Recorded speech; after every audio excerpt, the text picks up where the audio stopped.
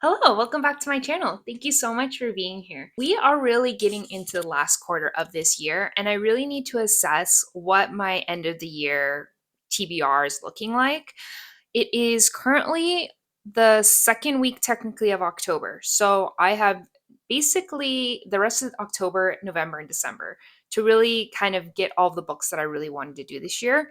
October is kind of a wash because I am reading a lot of spooky and thriller reads, which were not on my TBR, but I obviously want to get into the mood of fall and Halloween, so I've been kind of prioritizing those books. Today, I thought I would watch my rest of the year TBR video that I made, I think like 3 months ago. So that was probably July time.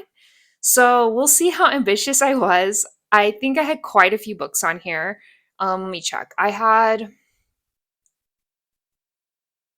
Yeah, I had a lot of books on this list. So let's start looking and watching the video and seeing how I've done so far. The reason I'm doing this now, like I said, is because I want to make sure that if these are books I'm going to finish, I'll have enough time to finish it by the end of the year. Let's get started. The first thing I spoke about was Throne of Glass series, which you can kind of see over there. I have my little box set. That was a goal that I made this year to finish that series, start and finish that series. So, if you've been following my channel or watched a few of my videos, you probably have seen I've been pretty good with that goal. And last month I finished the last book. So, good there. So, one down. Let's see the next book. Okay, next book is Wolf Hall. I have not read Wolf Hall. And I really want to read Wolf Hall, but it's definitely one of those books where I have to be in the mood for it, and I just haven't been in the mood for it. So that is one that I'm going to have to really kind of push myself to pick up. I think once I pick it up and I get into it, I'll enjoy it. I do enjoy historical fiction, but yeah, I haven't read that one. And the something about me is I hate starting books, if that makes any sense. I like to be like 50 plus pages into a book and then I'm like really, I really want to read it.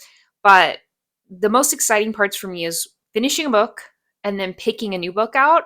But starting that new book, I kind of want to just like skip that and be into it because sometimes, in the beginning of a book, takes you some time to kind of get invested in it. And I don't really love that period of the book. And I don't have that drive to keep going. So sometimes it's hard for me to start books if I'm not super excited about them. I guess that's a very mood reader quality of mine. So yeah, Wolf Hall is one of those ones where I know I'm just gonna have to push through the first like 50 pages and then I'll kind of like get into the story. That is one that I have not read. So I definitely need to put that on my priority list. Persuasion. Okay, so this one is a book that I really have been wanting to read for years. I have only read Pride and Prejudice, and I read that book when I was a teenager, so I really haven't touched Jane Austen since. And I know I like her writing style. I know I like her stories. So it's just getting into it. But if you read kind of literary classics, you know that you kind of have to be in the mood for them. And I just haven't picked it up. I think I'm going to do like a literary classic vlog reading video. So I might do that in November. That'll be the time when I will be reading that book along with a few others. I don't see it being that hard for me to get to Persuasion. Let's see the next one, My Brilliant Friend. So this was before My Brilliant Friend was put on the New York Times top 100 books of the 21st century. So now that I've seen it on that list and I've seen even more fan love about the series, it's really kind of motivated me even more to start it. But the thing about that book is I think I started it last year and I got like 50, 70 pages in and it just wasn't grabbing me. And so I put it down for later and I haven't picked it up. It's been great to see all of the love surrounding it, but I've had like my prior soft DNF experience with it, so I'm a little nervous, but it's another one of those books that I probably just have to push through to a certain point to get into it. We'll definitely have to figure out where to slot that book in for this year. And I think this is the year to read it, right? Like it's had so much talk about it. I really need to get to that book this year. The next book I have was The Midnight Library. The Midnight Library. I read this one. I read this one a couple months ago. It was a really quick read, although all of Matt Haig books are pretty quick page turners. It's very simple writing, short chapters. So I did end up reading that one. I didn't love it. I think I gave it 3 stars. And then I read his other book, How to Stop Time, and I had kind of a lukewarm feeling about that book as well. So I think Matt Haig is just not my style. I can see why he's popular. He's very approachable for any kind of reader. It just doesn't go deep enough for what I'm wanting. I did read that though, so pat on the back for that one. Next one we have here is The Secret History. Yes, another one that I've read. I read that one just last month because I was waiting for fall time for that book. Really enjoyed that one. I had read The Goldfinch by Donna Tartt. I didn't love that book, so I was kind of nervous about The Secret History. And because The Secret History is so hyped, it made me even more nervous. But thankfully, I really enjoyed this one. I think waiting to the fall and being really open for just like fall vibes, just whatever comes, as long as I get the fall vibes, then I'm happy. And that definitely happened. Tons of atmosphere, really great characters. So I really enjoyed that book. Next book we have is Longborn, another one that I did read. Thank God. I'm doing pretty good so far.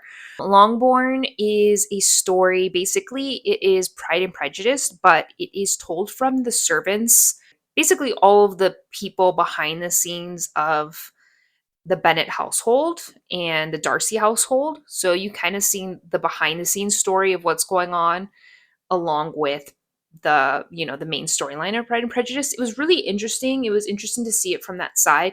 I guess I kind of just wanted a little bit more. It wasn't as satisfying as I'd hoped it be. I still enjoyed it. It was fine.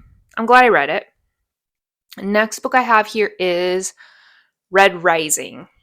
Red Rising, very similar to My Brilliant Friend. I started reading Red Rising, and I think it was probably last year, and I got probably, I don't know, 50, 70 pages, same thing. And I just wasn't getting it, and I didn't like it, and I was like, what is this writing style? Why are these characters so cold? Like, I don't get it. And so I soft DNF'd it. I wasn't in the mood for it. So I think I've seen quite a few comments on it that like you just kind of have to push through and get into the story. And obviously, like I've said before, sometimes it's hard for me to push through if I'm not immediately hooked. So I think with Red Rising, I think I can get to it. I just need to have the mindset that I need to push through the first 100 pages to really get into the story. And I think I'll like it. And I like that it's a series and it's a popular series. So I think I can get to that one this year. Cricked Kingdom, which is the second book in the Six of Crows duology. I did read Cricked Kingdom, so go me. I enjoyed Cricked Kingdom, but I didn't like it as much as Six of Crows. The thing that I really liked about Six of Crows were you were learning about all these characters, and they were all kind of meeting up and learning about each other and the world building.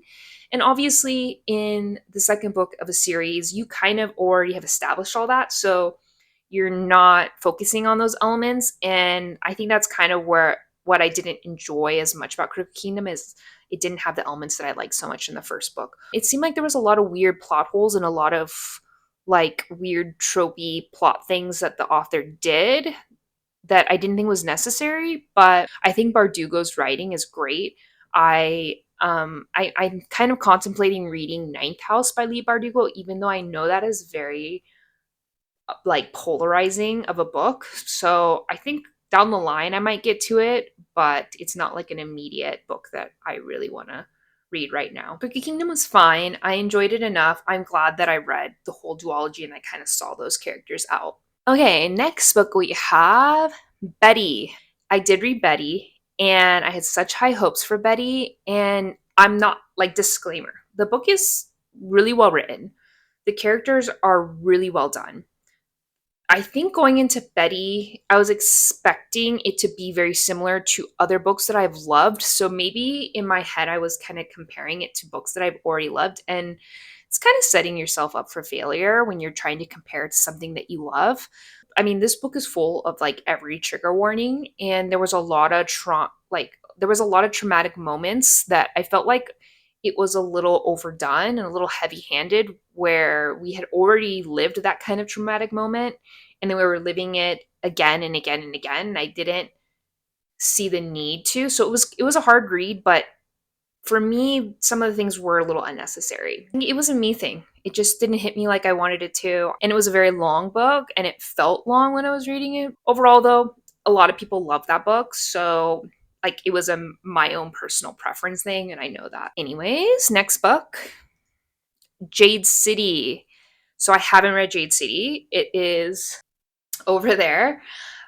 Jade City, I am still really excited about that series. I just haven't found the right time to slot it in. I've been kind of reading with a lot of goals in mind, and I don't know, I just haven't gotten to Jade City. I think also knowing that it's a series, I've been trying to kind of wrap up a lot of other series that I've been reading, and I kind of want to wrap those up before I start a new one because I have a feeling I'm going to like this one, and I have a feeling I'm going to want to keep reading it. So I haven't got to Jade City, but I think I can get to that first book by the end of the year. Next, we have One Day, another book I haven't gotten to, unfortunately. Same thing, I just haven't found like the right opportunity and been in the right mood. I think that would be a fun, cozy read, especially since in the fall and like wintertime, I'm really looking to watch comfort films and watch rom-coms that I love and just watch a lot of movies that get me in that comfort zone, cozy state. So One Day is definitely giving me those vibes, and I think I'll be in the right mood for it soon. So we shall see. TBD. We have The Will of the Many. Okay. This book I have to read by end of the year because I know, just like last year, this is going to be on everybody's favorite lists for the end of the year. So I need to know what is up. I need to read it.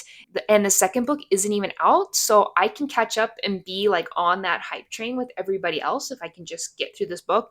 It's just a little daunting because it's a big book. Again, you're getting into a whole new fantasy world. So I have to read this book by the end of the year, though. No ifs, ands, or buts. I have to know what everybody's talking about because everybody loves this book. I don't think I've seen one person that didn't love it, which makes me a little nervous because sometimes I fall on the opposite side of these hyped books, but um, at least I'll know what's up once I read it. So I have to get to that one, though. Next, we have You Like It Darker by Stephen King. This is his short story collection that he just came out with. I am planning on reading that this month in October because I've been saving it for spooky time and it's now or never. So I will be reading that this month. So I'm not worried about getting to that one. Next, we have Inkblood Sister Scribe. That's one of those books that I've been excited to read that book since like the beginning of the year, and I still have yet to read it and prioritize it. It just keeps kind of falling back and back on my TBR, and I have really no explanation why that is. So I need to figure out a time to read this. I wouldn't be heartbroken if I didn't get to it by the end of this year, but the completionist and the goal driven reader in me would love to read it by this year. Next, we have Fabound. I read Fabound, and I did not love Fabound, but at least I read it. I think I ended up giving it a 2 star. It was one of the few low rated books. I hardly ever give books 2 or below, and it achieved a 2 star rating from me this year. If you want to see me talk about it, you can watch my wrap up about it. I think it was in my August wrap up, but yeah, it just didn't hit where it was supposed to hit. But I read it, so there's that. Next, we have Outline by Rachel Cusk. I still haven't gotten to that one. I have been curious about Cusk's writing for quite a while, and I know this is kind of like her most popular trilogy series, and it's the first book in the Outline trilogy. So I need to get to it. It's pretty short, and when I've looked at it, the font is pretty big. So I think I can get through it really quickly, and then I'll kind of quench that curiosity and see if I want to keep reading her. Because I feel like it's an author that I'm either going to love their writing style or I'm not going to like it all. So we'll see how I fit that in, but it won't be a long read, so it should be easy to get to it quickly. Next, we have Gilead. I think Gilead is kind of daunting to me because it seems like a very dense, poetic, prosy type book that I have to read slowly, and there's going to be a lot of themes and messages to kind of take in, which I love. But with those books, you have to really simmer on them and take your time. It's not going to be a book that I can just like, get through quickly. So I think that is something that's kind of held me back. And then also, it did make another one of the books that was on this video that made the 100 best books of the 21st century, the New York Times list, was Gilead. So that also kind of made me a little nervous because it's really well loved and it was on the critics list. And sometimes the critics list is much more frou frou, like highbrow literature. So that also added to my worry that it's going to be kind of a harder read. I need to figure out when to read that one. That's another one of those ones I wouldn't be heartbroken if I didn't read this year because I know I will get to it eventually. But like I said, I would love to finish all these books. So we have The White Album by Joan Didion. Another short one I can get to quickly and that I haven't read yet. I haven't gotten back to Joan Didion, although I really would like to since I enjoyed her Year of Magical Thinking and I enjoy her writing style. And I know she's kind of like a literary legend. So have to figure out how to fit that one in. I think I can get to it pretty quickly though. It seems pretty short. And I think it's a collection of stories, so I can like, take story by story and I could probably read it alongside another book. Next, I have Brave New World. That book I have not gotten to. I'm still very interested in it. I think I would add that to my classic literature reading vlog that I'm going to do later this year, along with Persuasion. So that would be a good one to add to that list, and then I can knock out 2 of those books. Next, we have Men We Reaped. I did read that book. It was amazing memoir. There's so many things going on in that novel. There's a lot of thought-provoking themes and ideas, and I really enjoyed it. I think Jesmyn Ward deserves all the accolades that she gets. And I think she had like 2 or 3 books on that New York Times list, so go her. Next, we have State of Wonder by Ann Patchett. I have not gotten to that. I keep like wanting to read Ann Patchett. I'm a little bit of an Ann Patchett stan. One, for her books, and 2, for like her. I think I've mentioned it here before, but I love her Parnassus Books TikTok. She owns a Nashville bookstore in Nashville, and it's called Parnassus Books. And she has a little TikTok, and each Friday she talks about like books that she's been really enjoying and has a lot of book recs on there. But I haven't gotten to State of Wonder. I also just picked up Bel Canto, which I feel like I will read Bel Canto before I get to State of Wonder. So I will get to one of Ann Patch's books before the end of the year. I just don't know if it's going to be State of Wonder, but we'll see. We'll see. The 7-Year Slip. I did read The 7-Year Slip. I actually enjoyed it more than I thought I was going to. I'm not a big romance reader, but this one had a lot of magical realism elements and other things going on that really made it for me. And I think I ended up giving it like 4 stars. I really enjoyed it, and I thought it lived up to the hype that it's gotten. Next, we have Immortal Longings by Chloe Gong. I have not gotten to that one. It's another one of those books where we're getting into a big fantasy world and it's a new series, and I've just been a little intimidated to start. I think I can probably fit that in maybe December. We'll see. I also kind of have to be in the mood for that type of book. So yeah, I have nothing, no comments to say, no notes written because I don't know why I haven't read that book yet. Let me see. I think that is actually, yeah, that was the last book in that video. So I will put up the grand total here. I can't remember of what I've actually read and what I still have to go. I think I've actually done surprisingly well. I couldn't remember any of the books I put on this list, so I was kind of nervous that I had totally gone off the rails and not read any of these, but I feel like it's about 50-50. I've read quite a bit of them. So I'm happy at the state of that. I can only read as fast as I can read. I wish I could read faster because there's just so many things that I'm excited about. But I guess that's the beauty of reading and books. I have not quite gotten full fall vibes here yet, but I'm hoping they're coming, and I hope you are doing really well. So thank you so much for watching, and I will see you in my next video.